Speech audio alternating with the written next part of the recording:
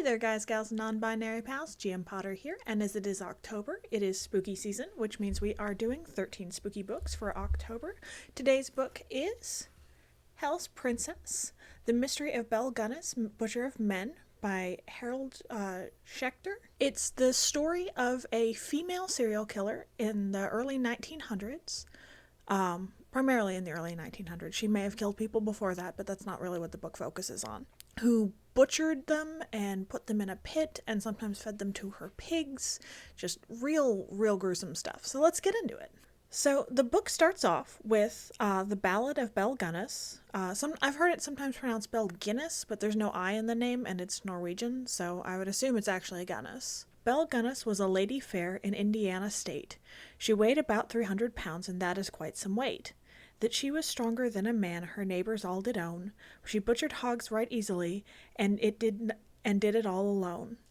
But hogs were just a sideline she indulged in now and then. Her favorite occupation was a butchering of men, which kind of sets the stage. The book is not too long. It has a lot of footnotes and a lot of references, which I appreciate. I always like it when books cite their sources.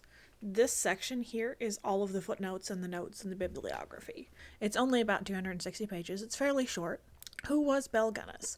Belle Gunness was a Norwegian immigrant who came to the Midwest in the 1800s.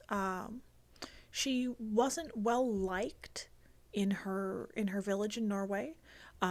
They were not kind to her in the way they talked about her, but that could be colored by what they found out about her later, because all of the comments about her were made after it was revealed that she was a serial killer. She was called in the newspapers Hell's Belle. Her real name was Brynhild Paulsdottir Storset, later Gunness. She went by Belle and Bella. She is thought to have killed at least 14. Some accounts that I've read outside of this book say it's closer to 17 or 18. Some say 10. It's not really clear how many it was, but that's a lot of people. She was never apprehended. She was presumed dead, but the interesting thing about her case is that the body they found was missing its head and some of the appendages, making identification impossible, and it was also said to have weighed considerably less than she did. Like, it was a much thinner body than she was. Like, it appeared much more svelte than the actual woman, which is kind of an interesting thing. Her main ploy when it came to murdering is she took out an ad, a long-running ad in a local or regional Norwegian language newspaper called the Scandinavian, advertising for a partner. I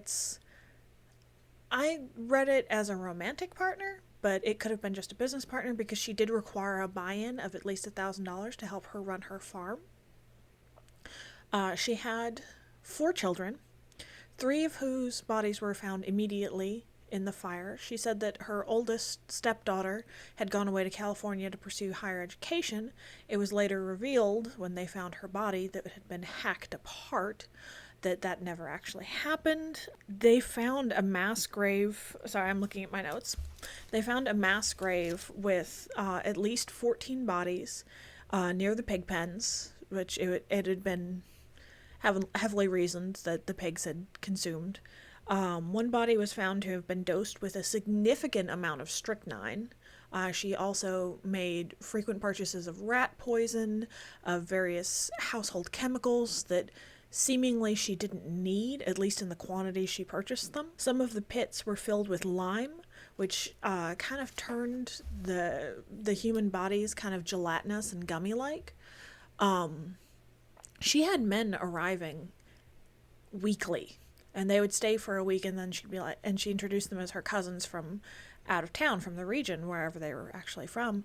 And she's like, oh no, they left, but all their things stayed behind, which people thought was weird, but never suspected foul play, because why would your mind go there, right? It's a very interesting read.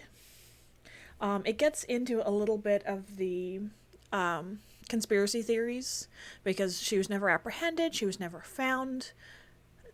She's most likely dead now. She was born in 1859, so she's dead. Like, there's no way she's still alive. She would be, yeah, no, she's dead. Everybody who knew her is dead. Like, it happened that long ago that, yeah, it's well worth reading. It's called Hell's Princess. Very fascinating read. Quick read. Yeah, that's today's spooky book. Sorry, it's a short one, but there's not much I can say about this one, unfortunately. I bought it based on the title alone. I thought that was a cool title, and then as I was reading the description after I hit add to cart, I was looking at it and I was like, oh, Belle Gunness, I read about her, I've heard about her, this will be fascinating. Unfortunately, it didn't really shed any light onto the case that I didn't already know, because this is one that I had previously read up on. So it's a good read if you don't know anything about the case. If you already know a little bit about the case, you know the book. So, but I'll see you in the next one. Bye.